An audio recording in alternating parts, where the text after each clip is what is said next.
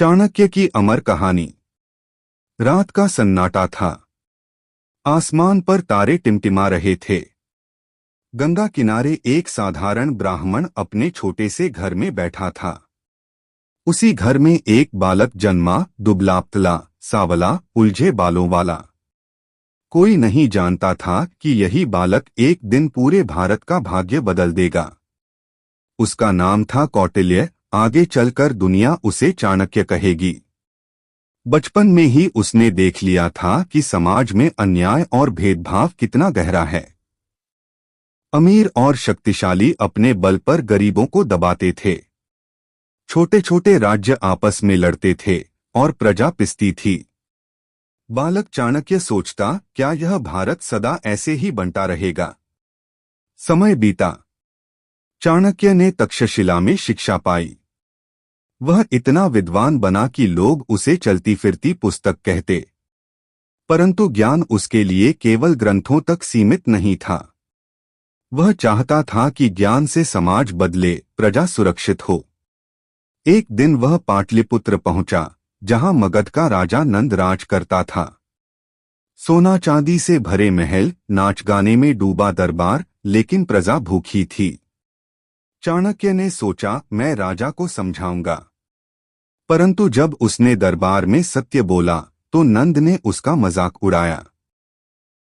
घमंड से कहा, तू कौन है जो मुझे सिखाएगा? और दरबार से अपमानित कर बाहर निकाल दिया।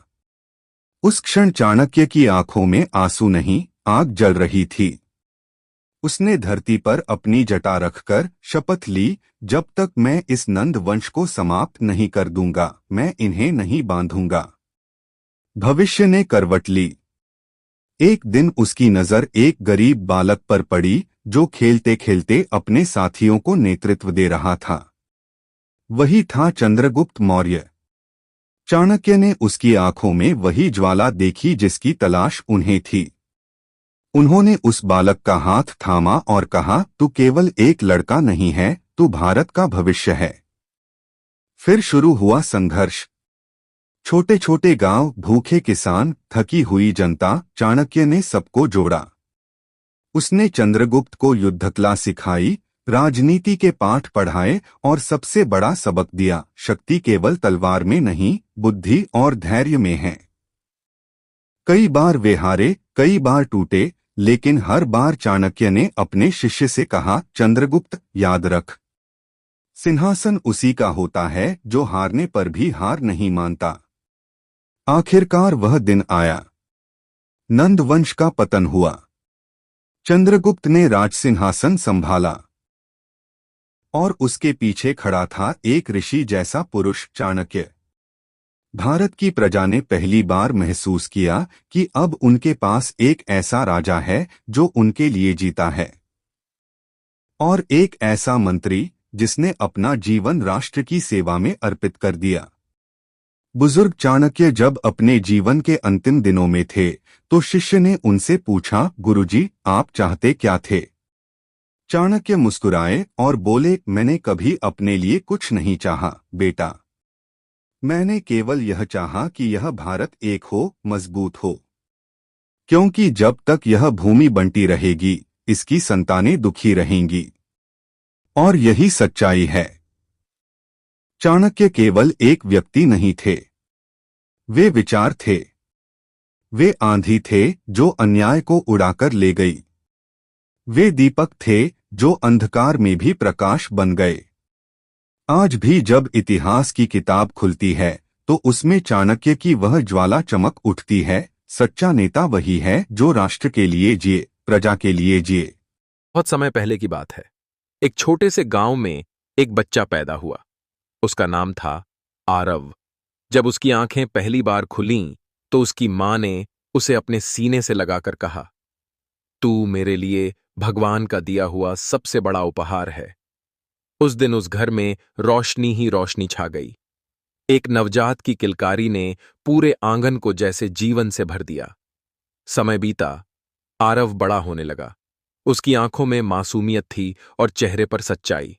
वह अक्सर आकाश की ओर देखता और अपनी मां से पूछता, मां, वहां ऊपर तारे क्यों चमकते हैं? मां मुस्कुरा देती और कहती, बेटा, वह तारे नहीं, आत्माओं के दीपक हैं। जब लोग इस धरती से जाते हैं तो उनकी आत्माएं वहां चमकती हैं। उस समय आरव कुछ समझ नहीं पाता, लेकिन उसके मन में यह सवाल गहराई से बैठ गया। जैसे जैसे उम्र बढ़ी, आरव ने जिंदगी के रंग देखे। कभी खुशियां, कभी गम, कभी हार, कभी जीत। बचपन की मासूमियत से निकलकर वह जवानी की दहलीज पर पहुंचा।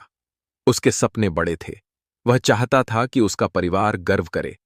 उसने पढ़ाई में मेहनत की, नौकरी पाई और धीरे धीरे परिवार को सुख सुविधाएं दीं। माँ बाप बूढ़े हो रहे थे, लेकिन बेटे की सफलता देखकर उनका चेहरा खिल जाता। आरव की जिंदगी में एक और मोड़ तब आया जब उसकी मुलाकात सिया से हुई। सिया सरल और निष्कलंक हृदय वाली लड़की थी। दोनों की आत्माएं जैसे पहले से ही जुड़ी हुई थीं। उनकी शादी हुई और घर में खुशियां लौट आईं। जल्द ही एक बेटा भी हुआ, और जब उसने पहली बार पापा कहा तो आरव की आंखों से खुशी के आंसू बह निकले। उसे लगा कि अब उसकी जिंदगी पूरी हो गई है। लेकिन जिंदगी हमेशा सीधी राह नहीं चलती। एक रात उसका पिता चल बसे। मौत ने पहली बार उसके घर का दरवाजा खटखटाया। आरव ने अपने पिता को हमेशा मजबूत और हिम्मती देखा था, लेकिन अब उनकी देह एकदम शांत पड़ी थी।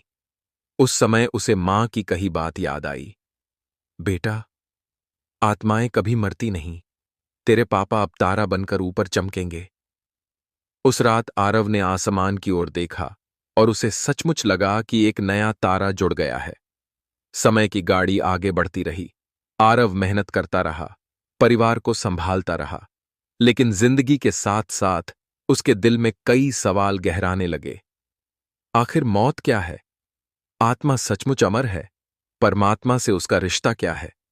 यह सवाल उसके दिल में खटकते रहे, लेकिन व्यस्तताओं के बीच दब जाते। एक दिन अचानक आरव बीमार पड़ गया।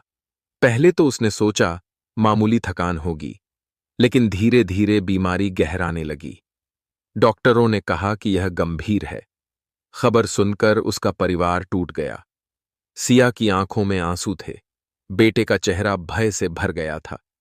आरव ने पहली बार मौत को करीब से महसूस किया। रात के सन्नाटे में जब वह अस्पताल